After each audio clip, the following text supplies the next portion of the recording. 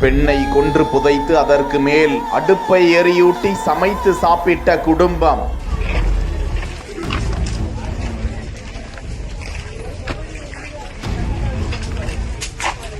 சுற்றி சுற்றி வந்த தெருநாய்கள். தெலங்கானா மாநிலம் மெஹபூபாபாத் நகரில் சிக்னல் காலனியில் ராமலு லட்சுமி என்ற தம்பதிக்கு கோபி, மகள் துர்கா, மருமகன் மகேந்தர் ஆகியோர் அங்குள்ள வாடகை வீட்டில் வசித்து வந்த நிலையில் மெஹபூபாத் நகரில் காகிதங்களை சேகரித்து விற்று பிழைப்பு நடத்தி வந்திருக்கிறார்கள். 35 வயது மதிக்கத்தக்க பெண் நாகமணி 2 மகன்கள் உள்ள நிலையில் அந்த வீட்டின் பின்பகுதியில் விறகடுப்பு பயன்படுத்தி எரியூட்டி சமைத்து கொண்டிருந்த நிலையில் அவ்விடம் தோண்டப்பட்டது போன்று தெரிய வரவே சந்தேகமடைந்த போலீசார் அவ்விடத்தை தோண்டி பார்த்தபோது அதற்குள் நாகமணியின் உடல் கொலை செய்யப்பட்ட நிலையில் மீட்கப்படுகிறது. இதனால் அந்த உள்ளூர் மக்கள் பேரதிர்ச்சி அடைந்தனர்.